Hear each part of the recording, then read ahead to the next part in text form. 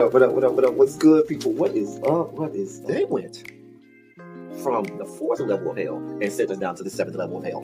Why? Because then you got Kwanzaa pulling out her titties. The whore pulled out her titties. And these whore bags over here started feeling and fondling on her tits.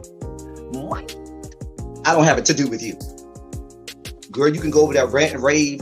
Girl, you can shake all your rainbow bright hair all you want, dear one. I'm not doing this. I'm not doing this with you, dear one. I'm not doing this with you, dear one. I don't have nothing to do with you, and I'm done. Baby, you can scream my name from the rooftops from now till Jesus come back. I'm done after this. Introduced to Tick's Meat. Do you see what I see?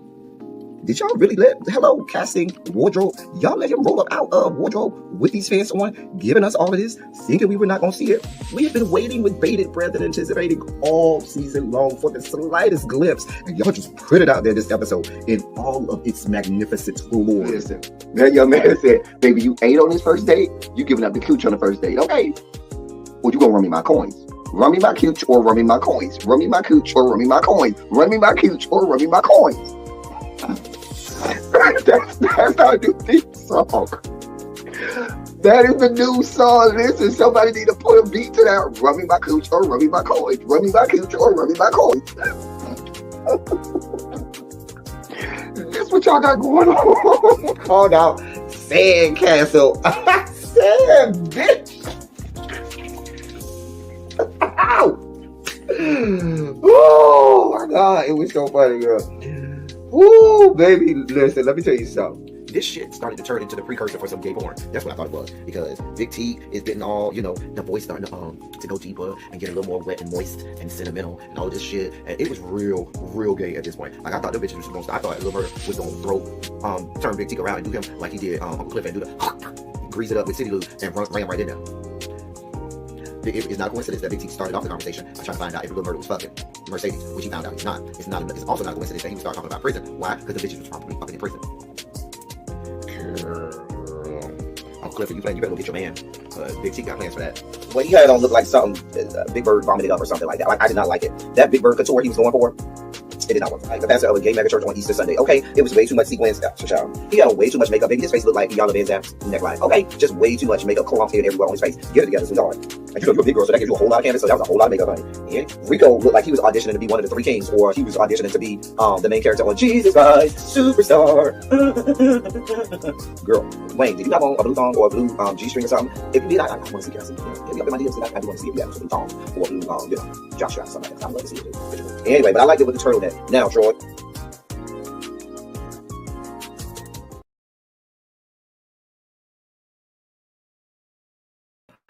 I'm here. Never fear. StreamYard just didn't want me to be great today. I have been over here, y'all, for about 10 minutes trying to get this. StreamYard was tripping. I didn't know what was going on with the StreamYard, but yeah, it was tripping. Like, it took me like, what the hell is on my hat? Lord, what is on my hat? Hold on. Hold your line. I might need to have a different. How can you have this white spot on my hat? Hold your line. See what this is on my damn hat. Okay. We're just gonna get another one. Cause I don't know what that is. Just gonna put this one on. All right, I don't care. There we go. So yeah, that's why I'm late, because StreamYard was tripping. Yeah. What's going on, y'all? Well, y'all know we got a lot to talk about, a lot to break down. And yes. Now, for those people who are members, I told the members that I would drop the link for them if they wanted to come up and discuss if and when we got to the part on y'all's boy Sean Combs. So let me do that for the members now. So for the members, that's there. But I started a little earlier today because I wanted to get through all of our sugar spike segment, and then we'll have most of the time to spend the breakdown, because I know some of y'all been at work all day. Y'all ain't even been able to cover it. We're gonna be like the real, 5 o'clock news today. I got my designated beat reporter that is on the scene and on the beat that will be coming up to report from the courtroom. We got all of that today. We got our Red Bull on tap. We got all of it today. All of it. All of it. So let's get through this. Let me say hey to y'all, and then we're going to get this party started. Hey, Diamond Pearl Gem, Complex 613, my boo, my husband in my head. Cams, Tamara. I think it's Tamara. I think she told me it was Tamara, and I'm just saying Tamara. My bad. Brown Mama. Hey, Liz, go. I know you've been catching the replays the last couple of days. I'm glad you was able to come up in here today and be here with us.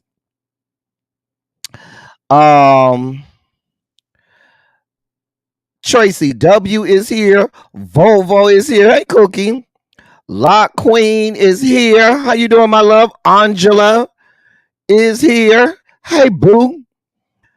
Diamond Pearl been here. Morgan is here. Symmetry is here. Everybody in the building. Paul stopped messing around with Trey long enough to come over here, and we is happy. Okay, glad he told Trey they had to leave early and come back later. I know you did, Paul. Hey, Ravine, what's going on, boo? TJ is here.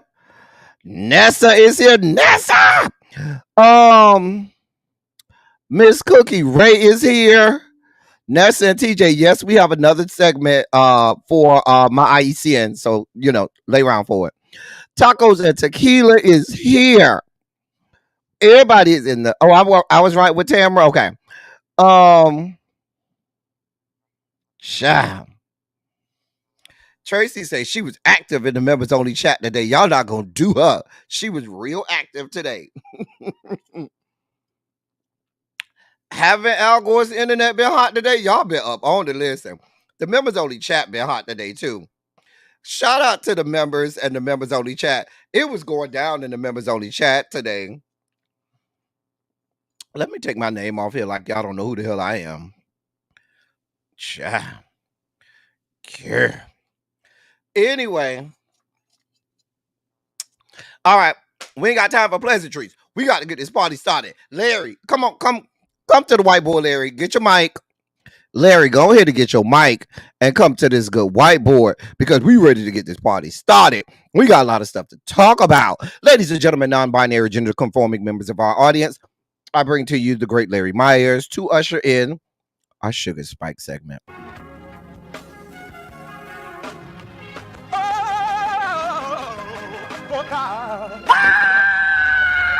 You see, this is the part that I like. Major sugar spike. So love now, I want to fight. That he gave his only begotten son. Major sugar spike. And shall ever believe. Major sugar spike. They shall not perish, but have everlasting life. Taste the biscuit. Jesus! How would somebody help me? Jesus, for real. Because when Larry started singing, I realized I didn't have nothing set up over here. So I had matter of seconds to open up everything. It was a mess over here. Y'all should have saw me over here panicking. Child. You say you sing that to yourself randomly every now and again? I do too. Nessa, you ain't by yourself. I randomly sing it too, okay? Child. Hey, Quintessential, how are you, my love? I thought they said he got no bail. So now he got another one? We'll get to that. Don't worry. We'll get to it. Hey, Universal Goddess. So, our first story today, like I said, we go by the time we get to about 5:15, we'll be at our we'll be ready to we'll be through with our sugar spike moment segment, and then we'll be ready to unpack all of the Diddy stuff. Okay. But let us get through our sugar spike segment because we do have some important things to talk about. Also, programming note, please know that we will have red, blue, and black tonight. It will be at 9 p.m. We usually do 8:30, but we'll be at 9 p.m. for red, blue, and black tonight. Me and Cams. All right. So the man who you see right there is Sheriff Mike Chitwood, Sheriff of Volusia County. Let me read to you what he has going on. A Florida sheriff fed up with a spate of false school shooting threats is taking a new tactic to try to get through to students and their parents. He's posting the mugshot of any offender on social media. Law enforcement officials in Florida and across the country have seen a wave of school shooting hoaxes recently, including in the wake of the deadly attack at Appalachian High School in Winder, Georgia, that killed 2 students and 2 teachers.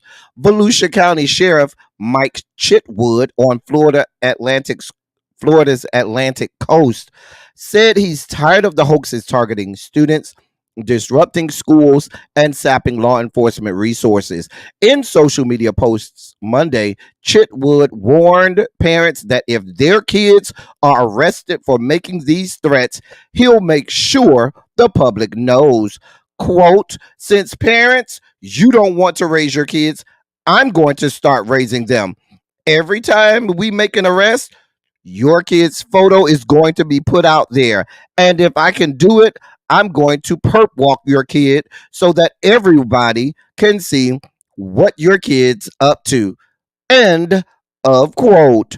Chitwood made the announcement in a video highlighting the arrest of an 11-year-old boy who was taken into custody for allegedly threatening to carry out a school shooting in Creekside or Silver Sands Middle School in Volusia County. Chitwood paid Chitwood posted the boy's full name and mugshot to his Facebook page. In the video, which had more than 270,000 views on Facebook as of Monday afternoon, the camera pans across a conference table covered in airsoft guns, pistols, fake ammunition, knives, and swords that law enforcement officers claimed the boy was showing off to other students. Later, the video cuts to officers letting the boy out of a squad car and leading him handcuffed into a secure facility, dressed in a blue flannel button-down shirt, black sweatpants, and slip-on sandals. The boy's face is fully visible at multiple points in the video.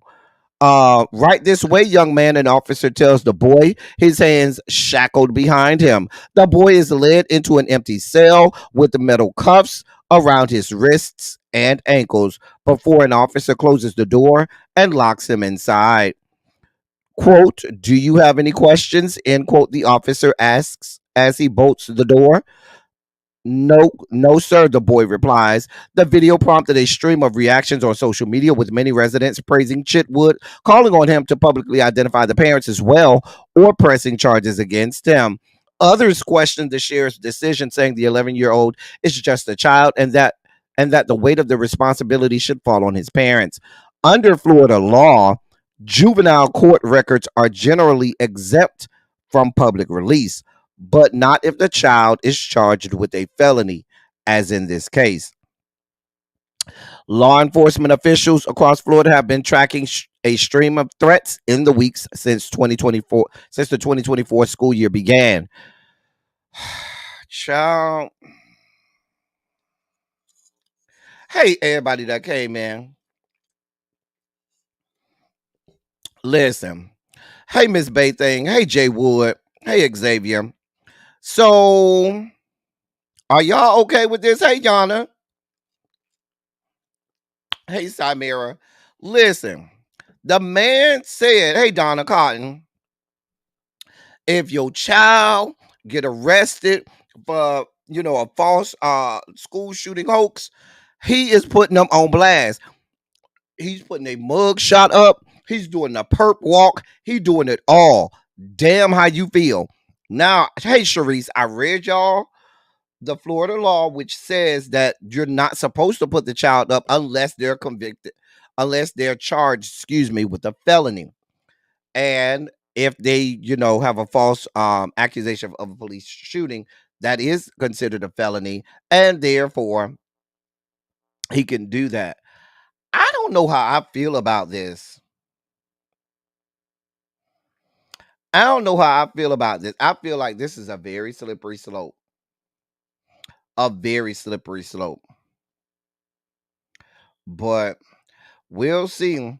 I'm surprised. I'm surprised y'all, the parents in the room. Hey, Jim Bunny. I'm surprised y'all aren't more at odds about this. I thought parents would have a lot more to say about this. That's interesting. I can see this being a very slippery slope, though. We got to move on, sir. We ain't got the type of time today. That young man right there, that is, let me pull him up. That is Emmett Martin III. He's one of the former Memphis Police Department officers accused of killing Tyree Nichols. And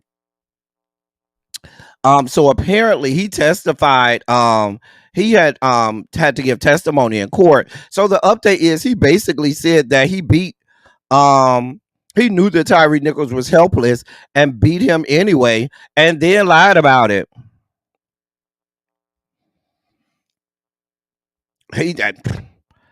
I mean, just a mess. Just a mess. He basically admitted, yep. Here's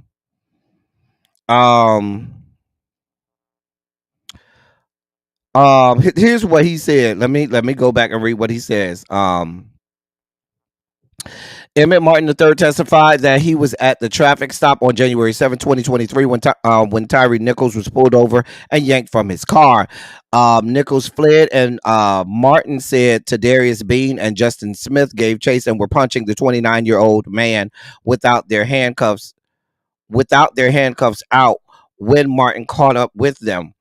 They were assaulting him. Quote, they were assaulting him, end quote, Martin said Tuesday. Bean, Smith, and Demetrius Haley have pleaded not guilty to charges that they deprived Nicholas of his civil rights through excessive force and failure to intervene and obstructed justice through witness tampering. The four men, along with Desmond Mills Jr., were fired by the police department after Nichols' death. The beating was caught on police video, which was released to the public. The officers were later indicted by a federal grand jury. Martin and Mills have taken plea deals and are testifying against their former colleagues. Jurors watched video clips as Nichols' mother and stepfather, Rovon and Rodney Wells, sat outside the courtroom. Rovon Wells has never seen the video. Nichols' brother watched the video inside. Martin said he was angry that Nichols had run from the traffic stop and that the team had not yet made any arrests that night. Quote, I figured that's what he should get, in the quote, Martin said. Prosecutor Catherine Gilbert asked Martin whether officers were allowed to use force because they are angry. Quote, no ma'am, end quote, he said, adding that he should have intervened. Martin said he threw his body camera on the ground. Quote, I didn't want to show what we were doing. We were assaulting Mr. Nichols, end of quote. Martin said he kicked Nichols while Mills hit him with a baton. Then Martin said he punched Nichols at least 5 times while Bean and Demetrius Smith held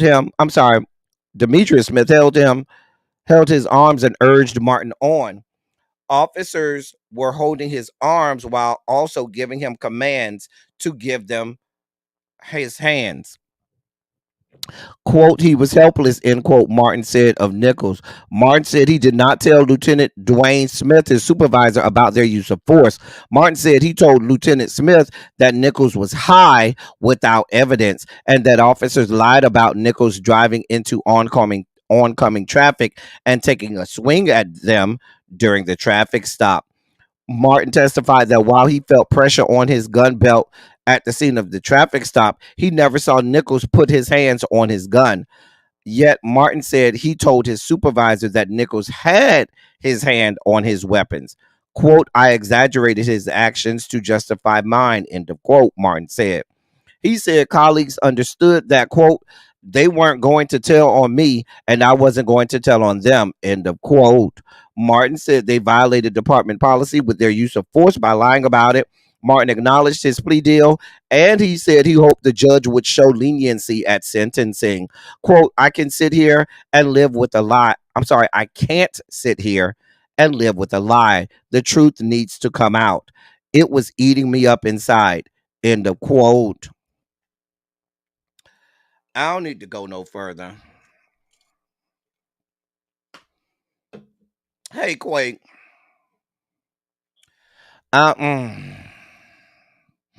But this is, listen, this is par for the course. This happens in every police precinct from sea to shining sea. This is not new. And you notice these are all black officers. So if you know if these are what the black officers are doing, you know the white officers are gung-ho for it. That's why I say it doesn't matter if they're black, white, blue, or purple.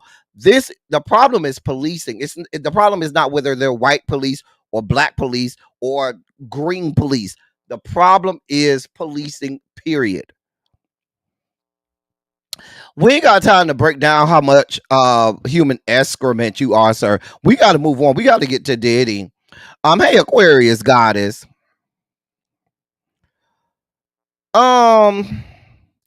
In more news, I really want to break this down more than I probably will today, and I probably will at a later time, but we just not gonna do it today. So we're finding that major companies are now abandoning what was once a staple in their dealings with the hiring practices of LGBTQ plus people. Let me read this real quick, real fast. More than 2 decades ago, when gay men and lesbians were prohibited from serving openly in the U.S. military and no state had legalized same-sex marriages, a national LGBTQ plus rights group decided to promote change by grading corporations on their workplace policies. The Human Rights Campaign initially focused its report card, named the Corporate Equity Index, on ensuring that gay, lesbian, bisexual, transgender, and queer employees did not face discrimination in hiring on the job. Just 13 companies received a perfect score in 2002. By last year, 554 businesses did, even though the requirements have expanded. But the scorecard itself has come under attack in recent months by conservative activists who targeted businesses after part of a broader pushback against diversity initiatives.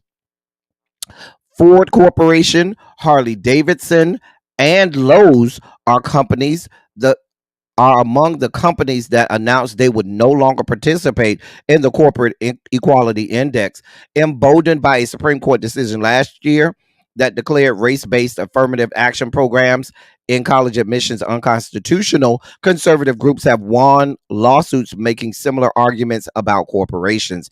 They're now targeting workplace initiatives such as diversity programs and hiring practices that prioritize historically marginalized groups, and widening their objections to include programs focused on gender identity and sexual orientation.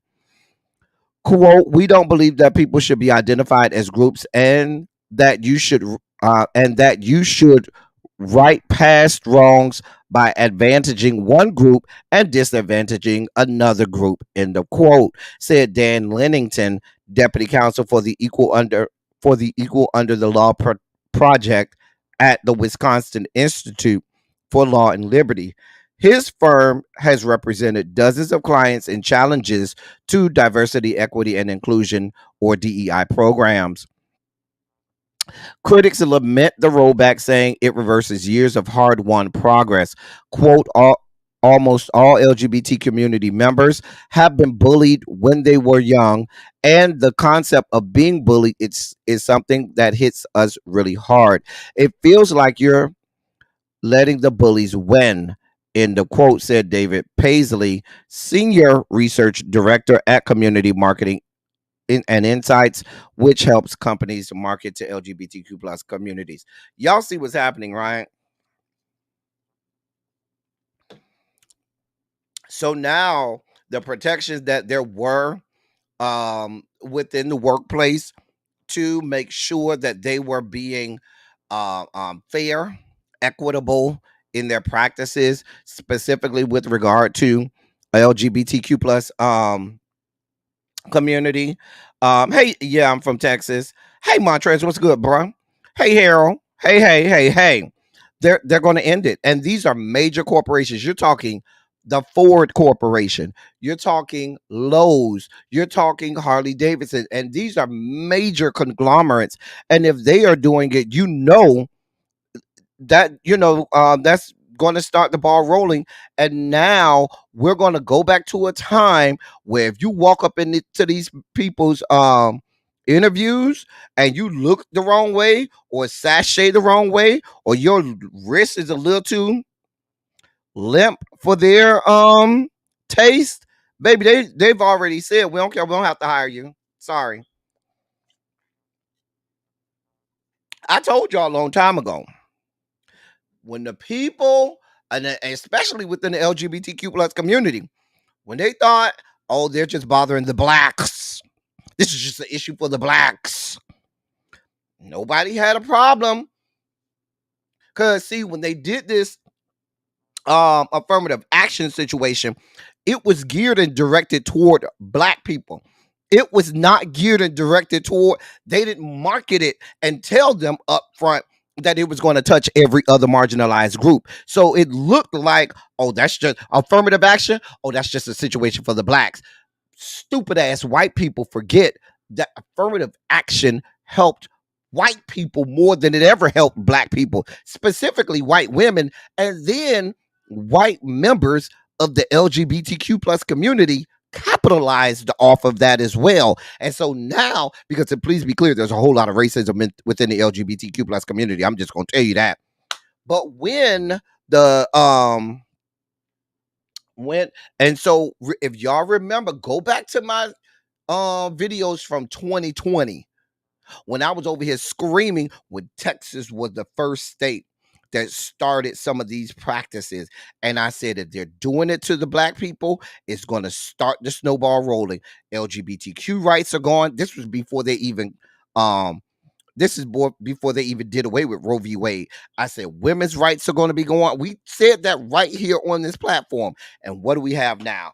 We have the RYM, exactly what I said being spelled out. And now we have major corporations openly saying that they will not give any regard to making sure there's anything with regard to equity, anything with regard to making sure that there's diversity in the employee ranks or any amounts of inclusion. They do not care about it. Matter of fact, they are hiring lawyers that can help them win lawsuits so that they don't have to.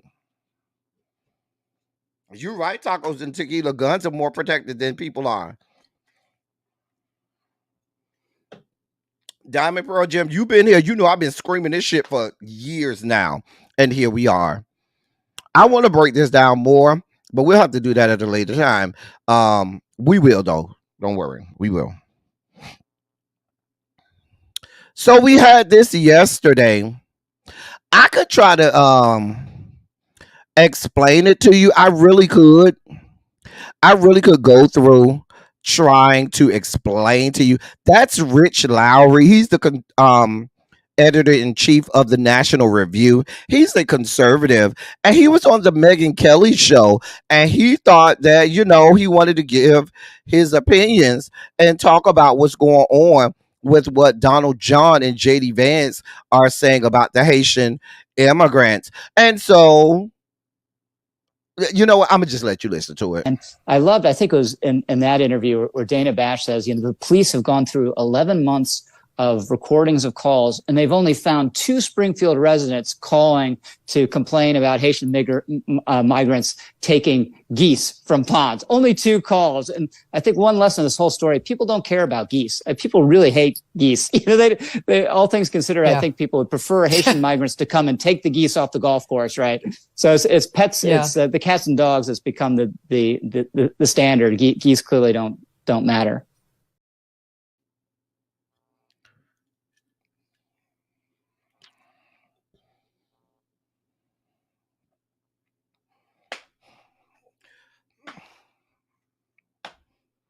I keep trying to tell y'all. Oh, y'all didn't hear it? Y'all need to hear it again? Let me help y'all out, because some of y'all didn't hear it. Some of y'all be thinking I just make this shit up. Let me let y'all hear it again. And I think it was in that interview where Dana Bash says, the police have gone through 11 months of recordings of calls, and they've only found 2 Springfield residents calling to complain about Haitian migrants taking geese from ponds. Only 2.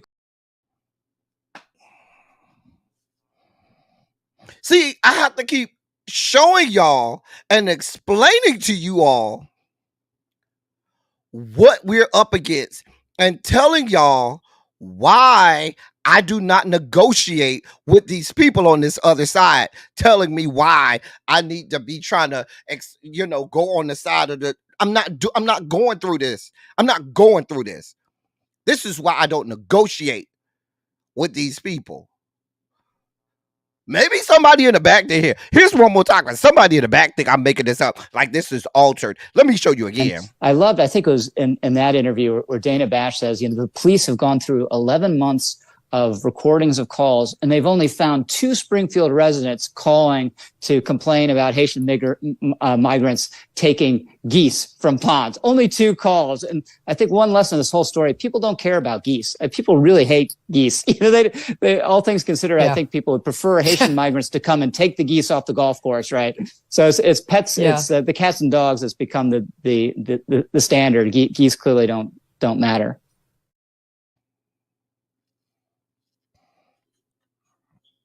Y'all notice Megan Kelly didn't flinch.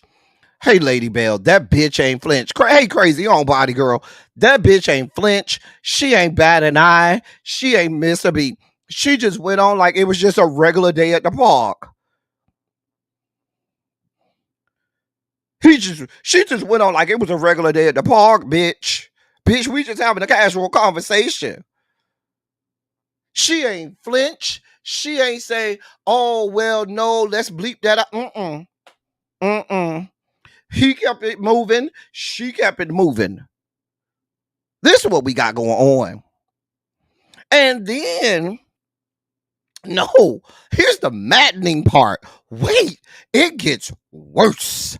Because then the people on that side tried to explain it away because they were like, oh, he was trying to say migrants and something about long eye and short eye and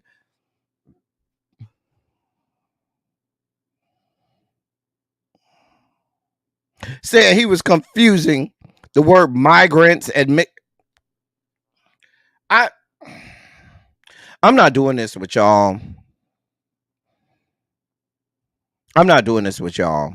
I mean, Andy McCarthy, he's on record saying, oh, it's ridiculous. Obviously, Rich Lowry got crossed up between immigrants, short I, and migrants, long I. Started pronouncing migrants with the short I.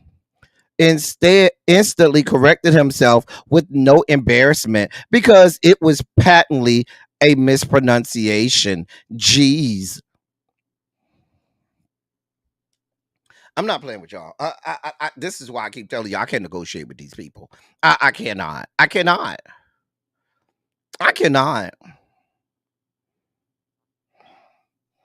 I'm not doing this with y'all. But Megan Kelly said her raggedy ass right there, didn't bat an eye, like it was nothing to see here. Girl, it's nothing to see here. It's just a regular day. Just like January 6th was a regular day at the Capitol, or we're just having a regular conversation. The N-word is a part of it. a mess. Child, let me move on because we have other things to talk about. But they, the Republican Party is glad to have Diddy today. It's a lot of people glad Diddy got arrested because that gives them, cover. So yesterday, I neglected to show y'all a video. I was supposed to come yesterday and show y'all a beautiful video talking about the situation with the Haitians and how disgusting Donald Trump was. So, but then a sickening video from this young man hit my desk. So I'm going to start by what we were supposed to see that I neglected to show y'all yesterday. And then I'll show y'all what we're dealing with today from this fucktard over here. Here's what we were supposed to see from yesterday. Hi, sac passé. Staying silent in the face of racism and hate is something that I refuse to do. This past week, the lies that have been spewed about the Haitian community, about my community, have been disgusting, deeply hurtful, and dangerous. Now, this is not about politics. It's about humanity. We must condemn this kind of hatred, this kind of racism for anyone. I have always been a proud Haitian immigrant, coming to America, working hard. That's what we do. Coming from gratitude. And I will not sit by and let people talk about my community in any way they want for their own gain. The power we have is the power to vote, to register and vote and stop this madness, this chaos. Haïtiens, c'est pour nous sortir, c'est pour nous voter, c'est pour nous register, c'est pour nous parler avec tout le monde que nous connaît qui ka vote. C'est là nous gain power. I am not going to sit by. It's just not okay to treat people like this. We're supposed to be uplifting each other. From our leaders to our neighbors. This has got to stop. And we have to do something about it. We can't just sit by. Thanks for listening. Register to vote. We have 50-something days. Go out and vote. We need to stop this chaos.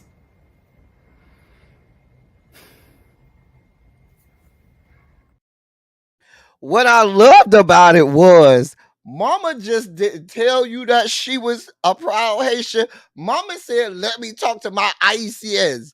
I'm going straight Haitian Creole. I ain't going to try. You know how some people try and be bougie and they say, I'm going to speak French. Mama say, I'm speaking Haitian Creole and went right there. She was talking to somebody's grandma. Okay. Letting them know, I'm representing for my people. I ain't just gonna be up here speaking English, telling you I'm Haitian. Let me speak some Haitian Creole. I live for it. That's what we were supposed to be celebrating, but no, we had to deal with the fuck shit that came today. And that was one Haitian American, and here is. See, that's a Haitian American from my generation, and here's a Haitian American from Xavier's generation. That shit true. That shit. Man, I ain't gonna lie, man. I'm a motherfucking, I'm a Trump supporter, bro. Ain't no secret.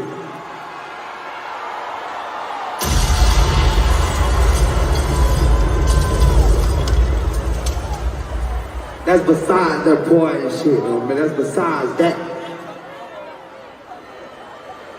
But that shit crazy, though, man. I'm Haitian, man.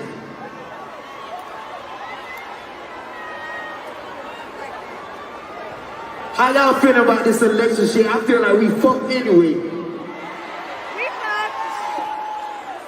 I ain't with that Kamala Harris shit either. I ain't with that shit neither, man. But it's like, bro. what the fuck going on in America, homie? I need to go. I'm finna go to Springfield tomorrow, homie. I'm going over there. I gotta see this shit. I gotta see this shit, bro, cause it's like, I ain't smelling that, homie. I ain't smelling that. Other than that, I say vote for Trump. I say that. But, homie, I don't give a fuck, right? Cause it's like, homie, where the evidence at? I ain't seen no Haitian eat a cat. I ain't seen no Haitian eat no cat, homie. When y'all show me a Haitian eating a cat, then y'all can say that shit, homie. Then y'all can say that. Out of that, homie, I love God, I love Yahweh. Don't even praise me, praise him, praise the creator.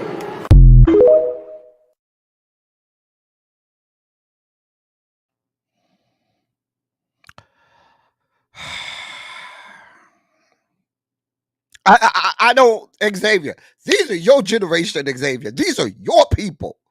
Where's my Montrez? Do not try to hide in the bushes, Montrez. These are your people. Come to the whiteboard, Montrez. Don't try to Montrez. I know you in the bushes. You done already said what's up. Come out the bushes, Xavier. Where are y'all at? These are your people. This is your generation.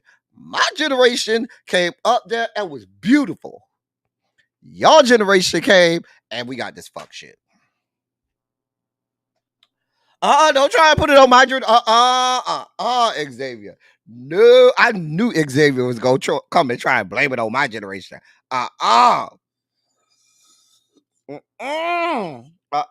Xavier, don't try and put this on us. You're not going to put this on us, Xavier. Oh, no. Oh, no. Montrez, you're not getting out of this, bruh. Montrez, these are your people. Montrez say, you are not going to associate me with these people. Montrez say, bro, them are not my people. So you giving them just to Xavier? Them might be hero people. There might be hero people. I don't know who people them is, but I know a lot of my people that I know from the Haitian community say they do not associate with the likes of a Kodak Black. I can't speak for the Haitian community. I'm gonna let the Haitian community handle it. They got ways to handle shit that that's out of my realm of I'm gonna let them handle it. Listen. I'm gonna let all my IECNs handle it. That's all I got. Listen, I'm gonna let y'all handle it. I'm just saying. Hey, Danny, where's Tracy C? Because she's supposed to be up in here. Somebody go find Tracy. Because I need her to be here. Somebody need to go find her, okay? Girl. Now I expect her to be here by now. I'm just saying. Anyway. It's that time, y'all. There's so much. Oh, she's still at the courthouse. Well, tell her we ready for our live feed down to the courthouse. Somebody need to call her. Tell her we ready for our live feed. Hey, Janae. So listen, y'all.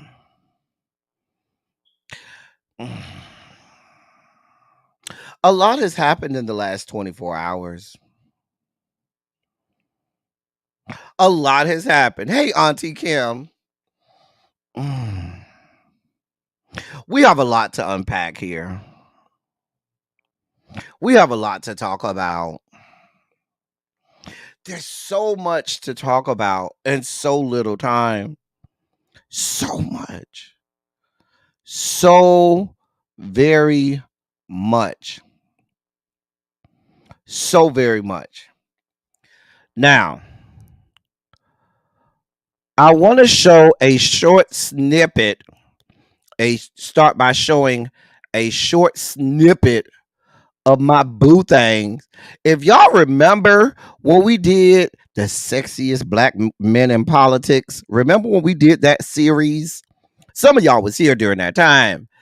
We featured this young man on during that series, and that was Damian Williams.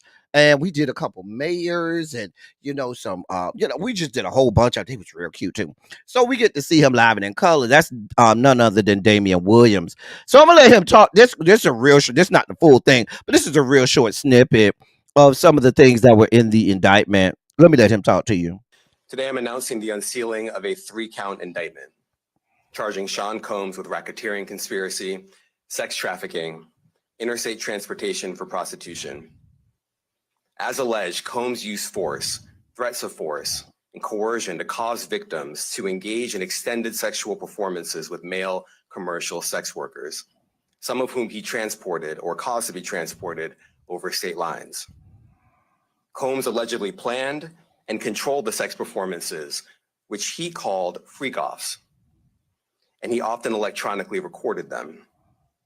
The freak-offs sometimes lasted days at a time, involved multiple commercial sex workers, and often involved a variety of narcotics, such as ketamine, ecstasy, and GHB, which Combs distributed to the victims to keep them obedient and compliant. A year ago, Sean Combs stood in Times Square and was handed a key to New York City. Today, he's been indicted and will face justice in the Southern District of New York. I curiously notice how I pay attention to little things, y'all. Y'all know it's the littlest things that I be paying attention to.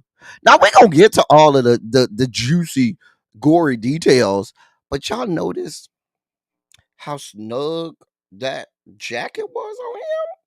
What that means is, see, you got to pay attention. You got to be a man watcher. You got to be a people watcher. When a professional like that, professionals like him have very expensive suits that are tailored to their body. And you saw how his body was being hugged by the material in that. What that means is when them clothes come off, trying to tell you what I know. Some of that baby oil, that Puff Daddy, we could use with Mr. Williams there. I'm telling you, Puff Daddy somewhere in his cell right now, jacking off to Damian Williams. He got off on that shit. The shit was sexy as hell. If you haven't watched the full news conference, hey Ronald, it was sexy as hell. It was. Damian Williams was giving life abundance. I'm just telling you. So let's see. Let me do this way. Let me make that big. Because we got a lot of stuff here. Our clandestine informant in the form of one Miss Tracy Chappelle, she made sure that we had everything we need. So let me pull this up, because the indictment is the indictment.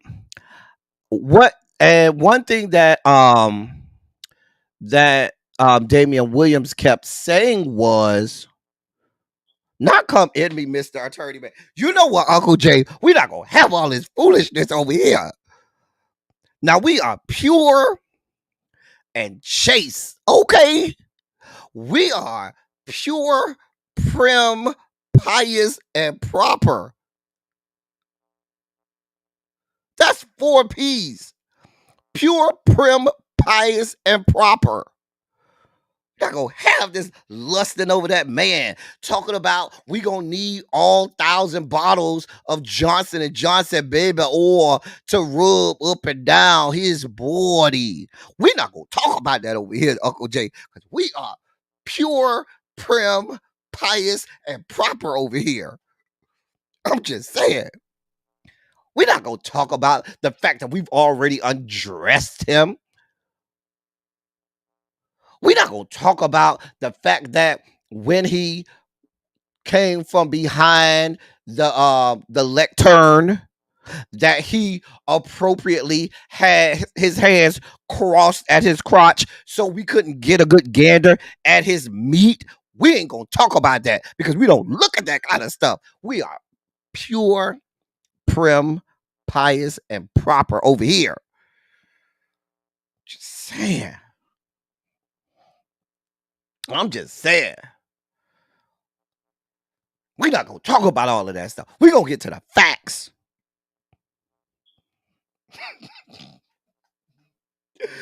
But Uncle Jay, you know, I'm here for you, Uncle Jay. I'm here for it. I'm just saying. I'm here for it. So let's look now. The indictment.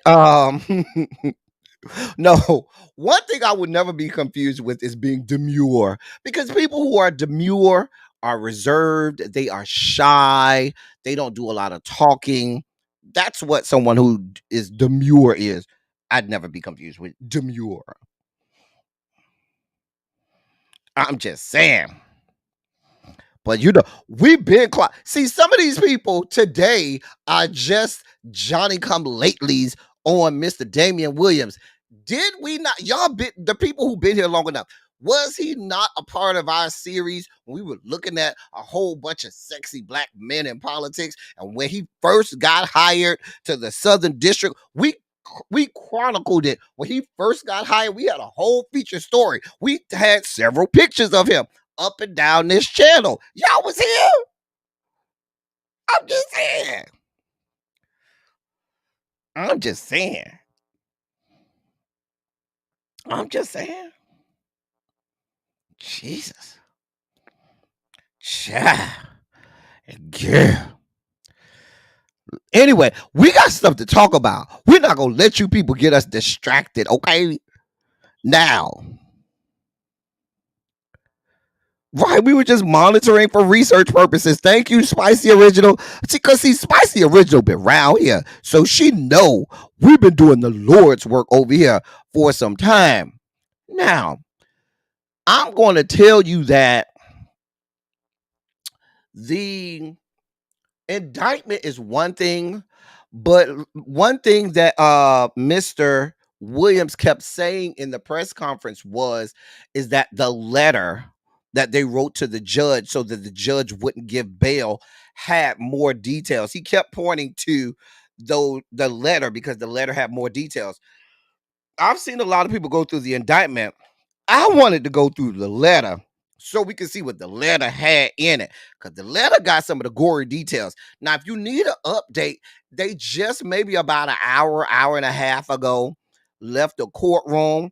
He was denied bail. Let me give you that update, okay? The update is that the judge refused to grant bail to Mr. Combs, and she ordered him sent to jail while he awaits the sex trafficking trial. Speaking to the press outside the courthouse after the hearing, his attorney said, quote, "Mr. Combs is a fighter. He's going to fight this until the end. He's innocent. We're going to fight this case with everything we have, as is he," end of quote.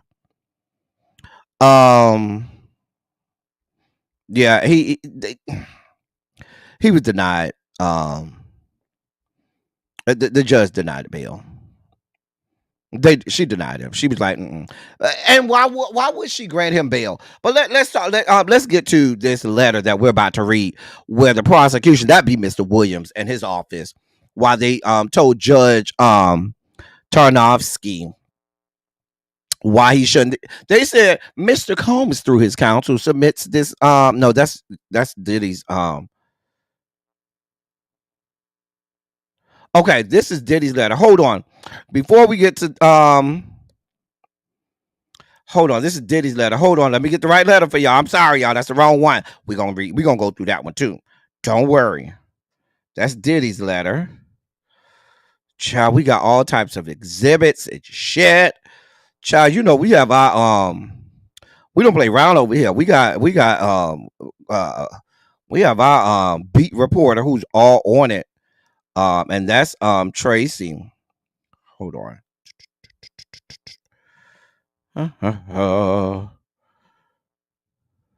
Okay, here we go. This the one we need. All right. All right. That's the one that Diddy wrote. We'll read that one too. I mean, even though he just got denied, but we'll read that one too. Okay, so this is what Mr. Williams wrote to Judge Turnovsky, and this is what he kept referencing this letter, saying there's more details in the letter. Okay. So it says the defendant Sean Combs, aka Puff Daddy, aka P Diddy, aka Diddy, aka PD, aka Love. We're not gonna say all that no more. We're just going with the Diddy. Was taken into custody this morning after a grand jury sitting in this district returned a 3-count indictment charging him with crimes related to his decades-long pattern of physical and sexual violence against multiple victims and his use of force, threats, and coercion to enact his will, protect his reputation, and fulfill his sexual desires. That's all he really wanted to do, was fulfill his sexual desires. Let me make this a little bigger for y'all. All right, that's better.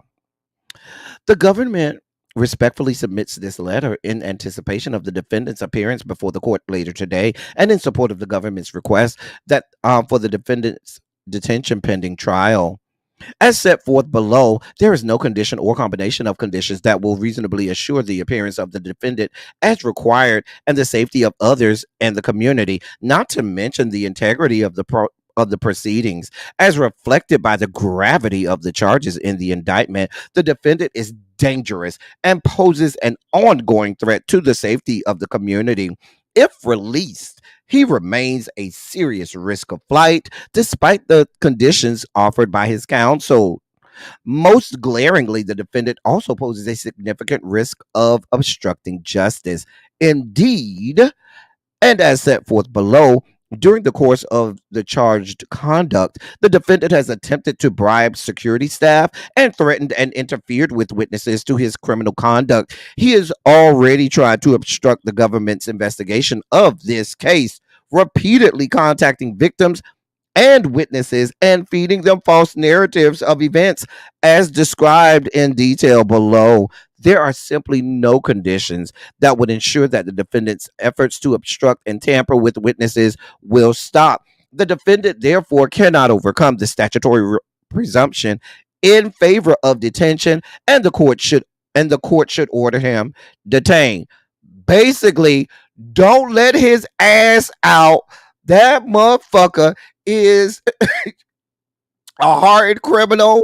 He is a detriment to the rest of the safety of the people out here. He got enough money to bribe the right people, pay off the right people, and got enough people behind him to, smoke some people out, snuff some people out.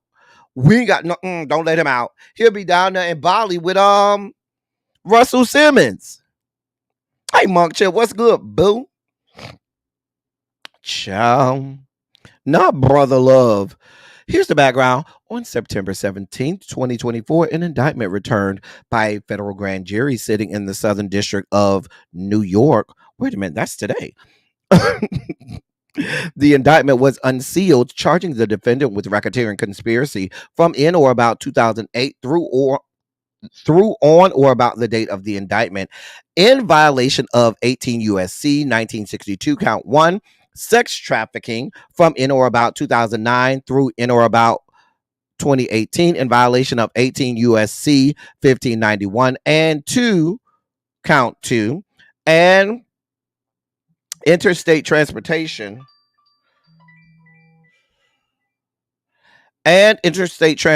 to engage in prostitution from in or about 2009 through in or about 2024 in violation of 18 USC 2421 and 2 count 3.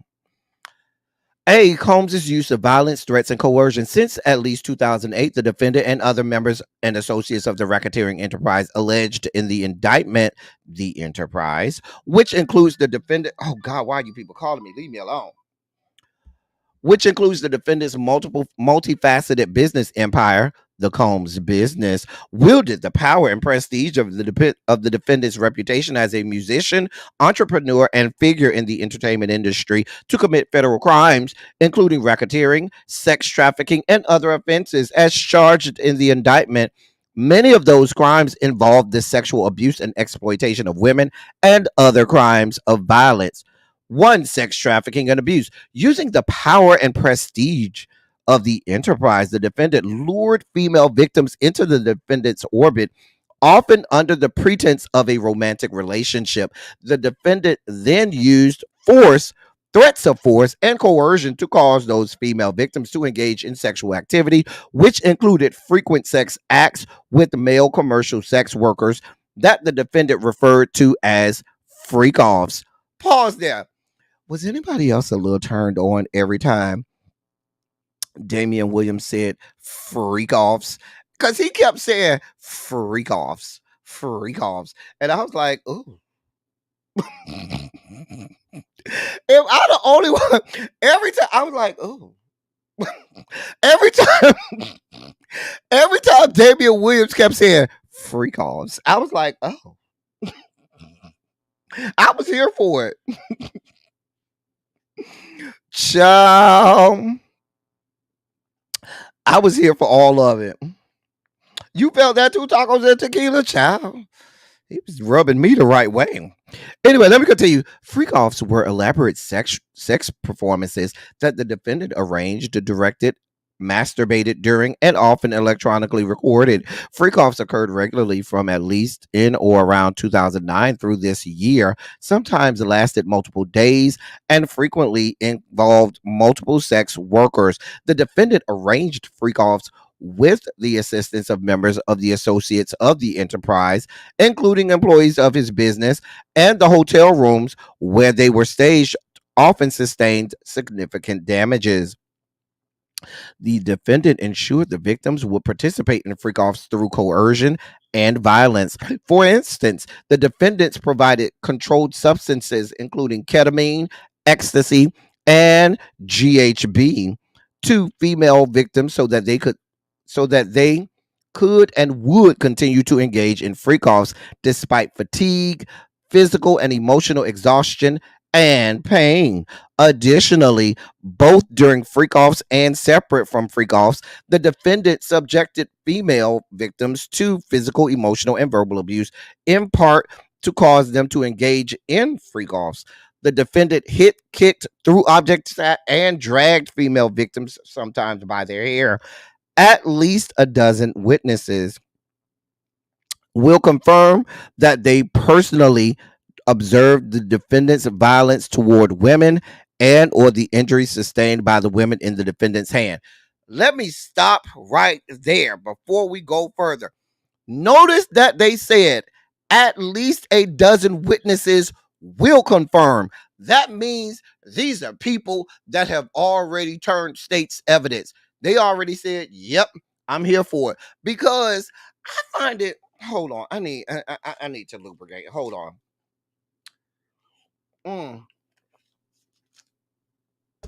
I find it rather interesting. Oh, here go my clandestine informant. She's down there on the grounds at the courthouse. Hey girl, hey. I just need you to know this probably isn't the right time to be talking about you need to lubricate. I'm just saying. I'm just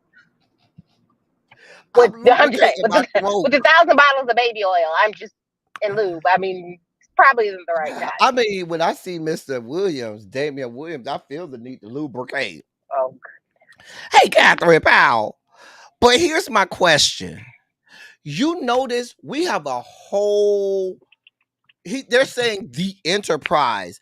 This was a very well-oiled machine, orchestrated. There are a lot of people involved, and magically, he's the only one that's on this indictment. Which tells me all of these people that we are thinking about have turned state's evidence. Either one or two things have happened. Either all of them big names, the FBI, CIA, Department of Justice came a knocking and they said, hey, bruh, we need to talk to you about Diddy. And they got there, they said, hold on, let me talk to my lawyers. They talked to the lawyer. The lawyer say, yeah, you better go do what they say. And they said, all right, well, whatever you need, I got you. Long as I ain't got to go down, give me some autonomy. I can definitely see that. I can also see that this is probably just the first of many, because a lot of times with New York they do superseding indictments. Yeah, they'll do They're superseding very good indictment. for Yeah. those.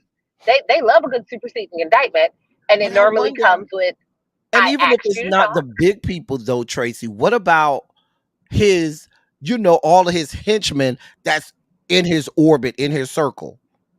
Like the assistant that people have Right. been That saying what's the lady she name? helped him. I can't think I of her can't name. remember her name, but it's Uh-huh. that same lady who they mentioned. She got a weird name. I can't remember. Oh But yeah. you know who I'm talking about. Oh And yeah, I know absolutely. Farnsworth Bentley. I know his ass sang like a Is bird. wrapped up in I here. know he sang like a bird. He said, whatever you need, I got you. But I'm just saying. I will say this. When you read the indictment, and even when you read the things that they're saying, it all 90% of it sounds like stems from Cassie's lawsuit. Most of this stuff does not sound like anything that really came from like the Little Rod X lawsuit or some of the other women. Although they're not, I'm not saying that they are not victims as well, but I feel like the bulk of the proof was with Cassie. But I think And that's so when they that is what started. they're Yeah, so I think that's what they're Because banking on. remember the in the gallery of your press that was there, one of them asked, well, if this been going on for all this time, why didn't y'all just doing something now? And he brushed that off real fast. He said, well, we need not worry about why we're not doing anything now, but just the fact that we are doing it now. Which means that I believe it was the cat when Cassie came out and said, here's the gory details of what this man is doing. That was the impetus, and they ended up settling that. They said, oh shit, this shit been going on under our nose and in our watch. We better get on top of this. And that's when they decided to get on top of it. But I don't think they were looking at it before, because he was paying these people. Like he said a year ago, y'all gave him a key to the goddamn city. Well, we know that they're looking at Mayor Adams, so we're just Yeah, brush they by are that. looking at him too. Well, we're gonna brush by that. But what I do feel is though there had been rumblings and no concrete proof or evidence, right? People had said, because a lot of times with investigations, they can only do, up to so much. And if at one point nobody was willing to talk, or the people who was willing to talk were not reliable sources, there wasn't really much that they can do. So I do think that there has been, because I looked back in the court documents, and there has been lawsuits for a very long time, both criminal and civil lawsuits, and a lot of them he basically just like threw money at them and kept them in court so long that the people basically just gave up or ran out of money. So I do feel like some of this started, but there was no like hard, tangible, concrete proof. Nobody was willing to talk or willing to do the thing. And then when Cassie came out, it was like, oh, gotcha. This is what we need. The and key to the Cassie had a proof of lot the of thing. evidence that I know we never saw. Yep. know she had a lot of evidence and real tangible stuff that she probably turned over. She Oh, said, absolutely. and so that's what started it. But the fact that she had to come out, if Cassie would have never come forward, I don't know if we have, at least not right now. I don't know that we have this right now. Oh, absolutely not. Absolutely not. Because had Cassie not come forward, would any of these other people had come forward? Because remember, in the beginning with all their lawsuits, they were like, well, Miss Ventura felt, was willing to come forward. So then I came forward. You know what I mean? Would any of these other people had even come forward without her? And, that in lies the question, which I don't think they would have.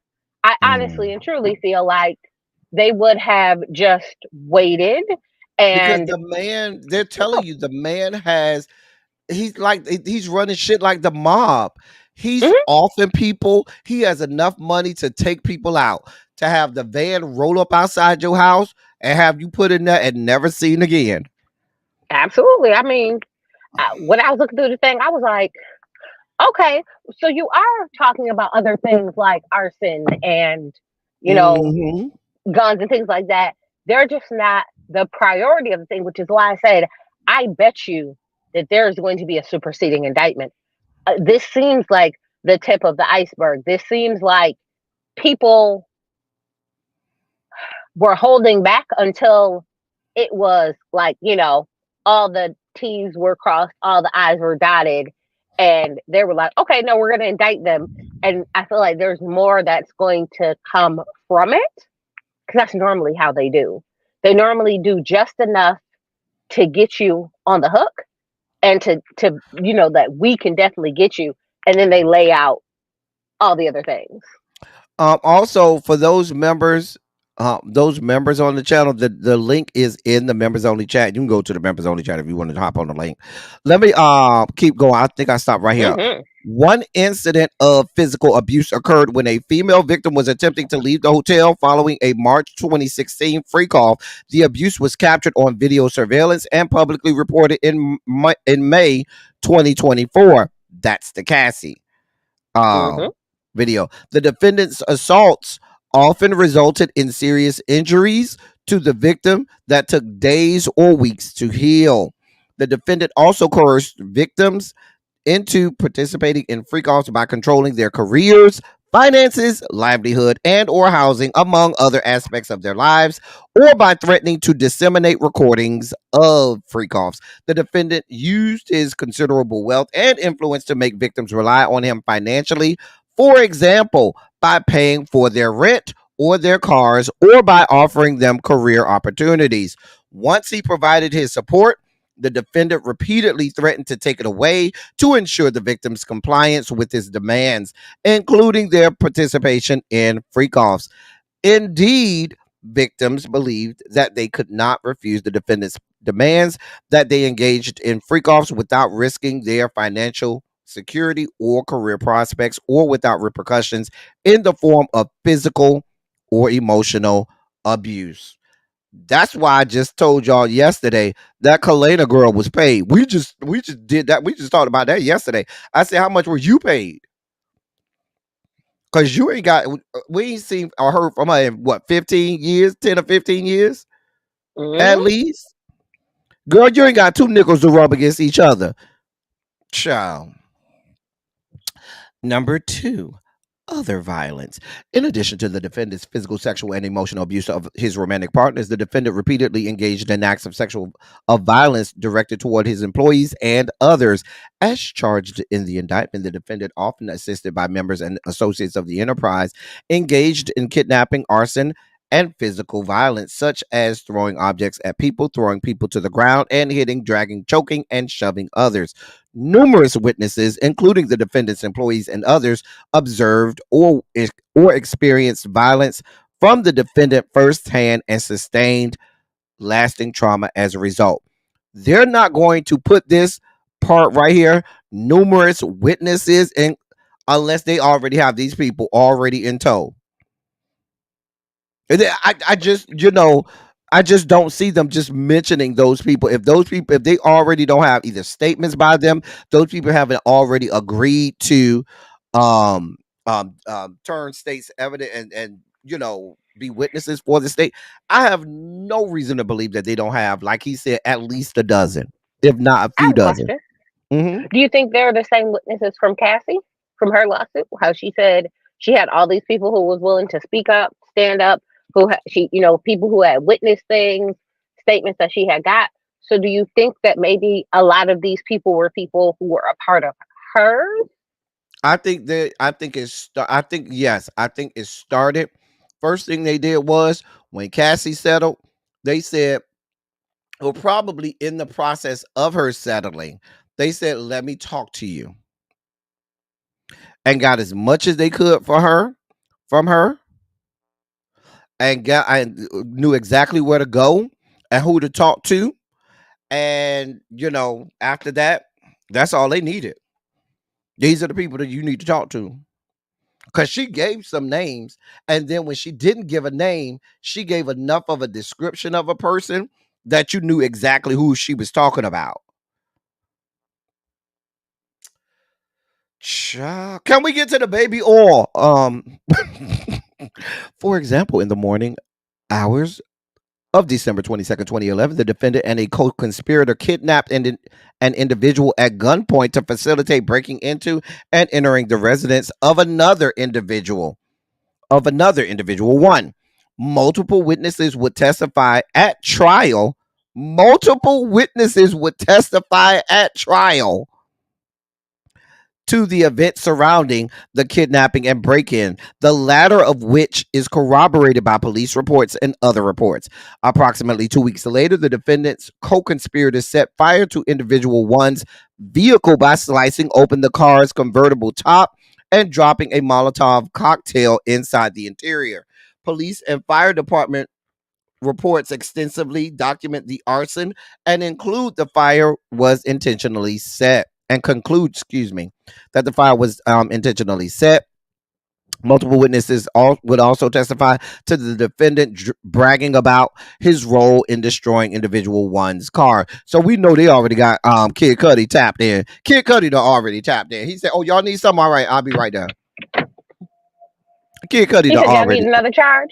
He was like, y'all need another charge? I got y'all. I got y'all. Don't worry about it. Who y'all need? Oh, I got a whole bunch of people. Yeah, I got a whole bunch of people. More broadly, since at least 2008, allegations of the defendant's physical abuse of women and others have been publicly reported in the media, including in Hollywood blogs and on podcasts. Law enforcement reports corroborate that police responded to several instances of the defendant's violence, including assaults against victims and other individuals. More recently, there has been an outpouring of other public allegations against the defendant, including claims of threats and physical and sexual violence dating as far back as the 1990s. In short, the defendant's violent tendencies are widely known. However, at no point during the past few decades has the threat of public exposure or law enforcement intervention deterred the defendant from continuing his abuse.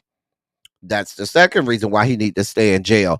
The third reason, number 3, firearms. The defendant and members of the enterprise, including the defendant's security personnel, at times carried firearms, and the defendant himself carried and brandished firearms to intimidate and threaten others. Indeed, some victims were aware of the defendant's access to firearms. On one occasion, the defendant forced a female victim to carry a firearm on his behalf. On another occasion, he pointed a firearm at a victim. The defendant continued to have access to guns, including illegal firearms. In March 2024, during searches of the defendant's residence in Miami, Florida, and Los Angeles, California, law enforcement seized firearms and ammunition, including 3 AR-15s, each with defaced serial numbers, as well as a large capacity drum magazine, as pictured below. In a close-up image, the serial number of one of the AR-15s is visibly bored through and obscured. And there it is right there. I have a question. So the person who he had carry it for him, would that be Cassie or J-Lo? Which one are you thinking? It could be multiple people, because they say that was a common practice of his. How we know Young Miami wasn't one of those people? Oh, true. He don't mind. Apparently, he don't mind. Young Miami, I'm surprised they ain't already knocked on your door. Or was you too high on the pink cocaine? You know what? I will say this, and it is very rare that I say this, but I miss Wendy Williams. I feel like this would have been right in her wheelhouse. Listen, Mama would have had a 5-hour special. She would have told her people, listen, you tell the network that I need 5 hours. 1 hour ain't gonna do it. I need fucking 5 hours. And we'll pay whatever, because we're gonna get the ratings today. Because she been telling people about Diddy since she was on the radio. Yeah.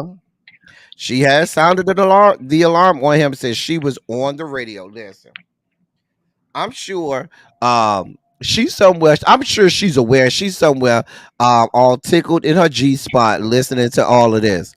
I'm sure when they said Diddy, was arrested, she had a whole orgasm, a whole one. I'm sure she got one off. She had to. She been telling us about Diddy since the radio. So I'm like, ooh, girl. I'm gonna go past the gun. I'll let the gun experts go through that. We know he got a lot of guns. I don't need to go through that. You got a lot of guns. We know that. We know what guns are. We've been around enough guns to know. But here's part B. Combs bribed witnesses and obstructed justice. Throughout the time period charged in the indictment, when the defendant faced the possibility that his violent and criminal conduct could become public, the defendant and other members and associates of the enterprise pressured witnesses and victims not to report what they saw or heard to law enforcement or to otherwise conceal the criminal conduct. For example, and as noted above, in March 2016, the defendant was captured on video surveillance striking, kicking, and dragging a woman in a public area of a hotel in an apparent attempt to prevent her from leaving a freak off. Now, that's the Cassie situation, right? That is. So, my question, I'm going back to what you asked, Tracy. Is the only evidence you have of the Cassie situations? Because Cassie ain't the only person that he's been with, and Cassie ain't the only person that he done beat down. What about the little girl? Well, I don't know if the statute of limitation is over for the. Remember the girl who recently had the lawsuit that she said he raped her in the bathroom? Mm-hmm. Is she in here? Nope. Mm-mm. And this is why I'm saying I honestly feel like this is 90% Cassie, because Cassie had tangible evidence and proof that he could not refute. And I'm not going to be funny. I love the Southern District of New York 96% of the time, but there is no way that they went through all the evidence that was in his house in 6 months. There's just not. They're slow. They are extremely, extremely slow. If he had electronics and electronic devices, there's a good chance that they ain't even got into some of them yet. So my feeling is they went with what they knew for sure they could get their conviction on, because again, they're all about success rates up here. And they were like, as more evidence comes out, we'll just add a superseding indictment and just add on. Because what my point is, if you're telling me he has recordings and you've seized recordings, that means there is real tangible evidence of this. And so you shouldn't just only be telling me about what we know from the Cassie. Now, maybe they're just giving us the Cassie stuff because that's the stuff that people know, and they're saving some stuff. Well, they can't keep stuff from his attorneys because they have to, they have to give his attorney all of the evidence. No, they only have to give him what he's been charged with. So they don't have to give up all the rest of the evidence until once they go to trial, they got to show him the evidence and stuff like that. Yes, but right now they can give him all the evidence they have, which is all the stuff on what he's being charged for. Right? They're not going to give him evidence for stuff that they haven't charged him for yet because they're not using it in their case. Which is why I said I bet you there is a superseding indictment coming. Because my thing about it is, if you have home security footage for years, them people ain't went through years worth of home security footage to find all the people that's been in your house, in your party, in your thing. There's just no possible way. I love us, but we ain't.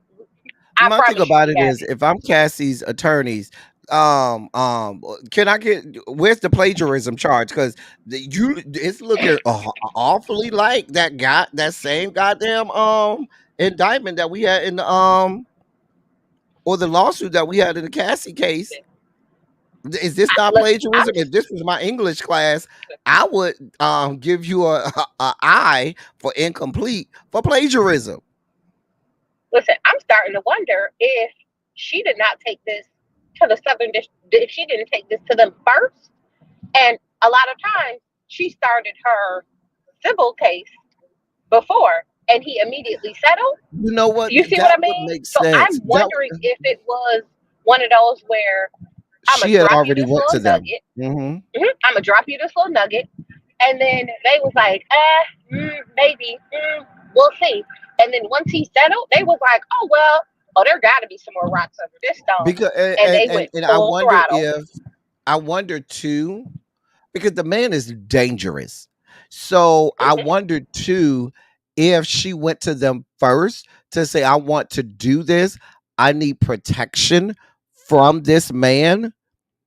And that was you know, maybe a condition like, listen, I'll give y'all all this stuff, but I need protection from this man because he's dangerous and he's liable to, you know, have me snuffed off.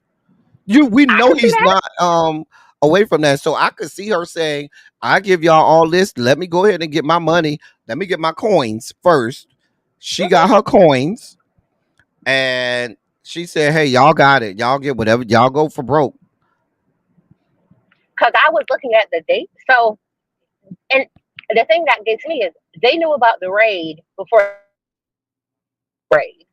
Because they had reached out to them March 12th, March 15th, something like that. And their raid wasn't till like the 25th or whatever.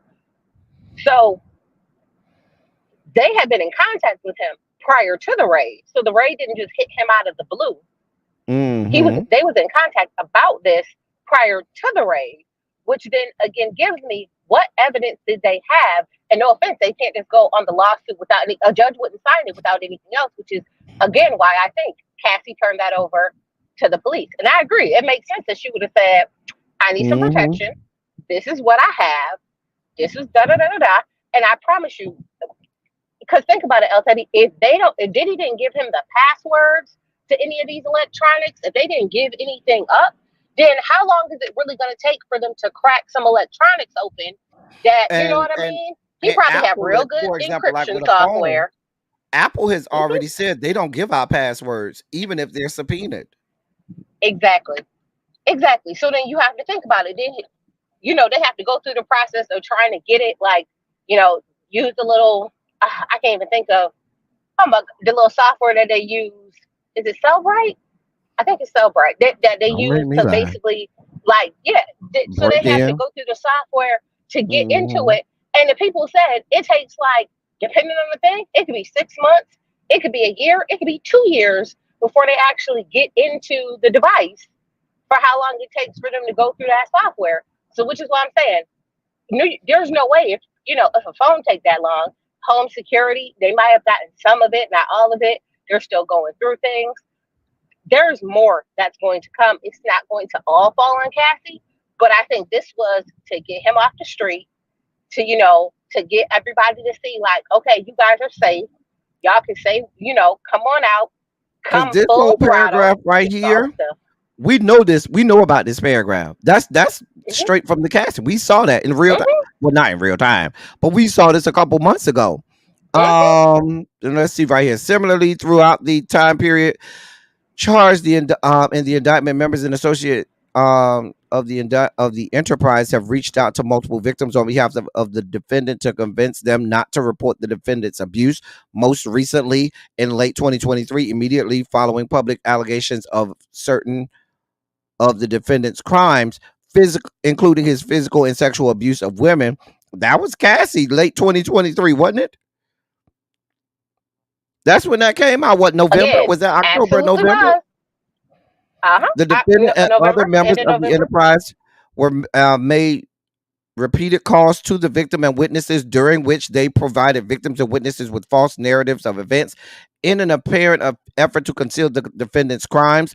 On at least 2 occasions, the defendant recorded those calls on a co-conspirator's cell phone, thereby attempting to obscure his involvement in the obstruction.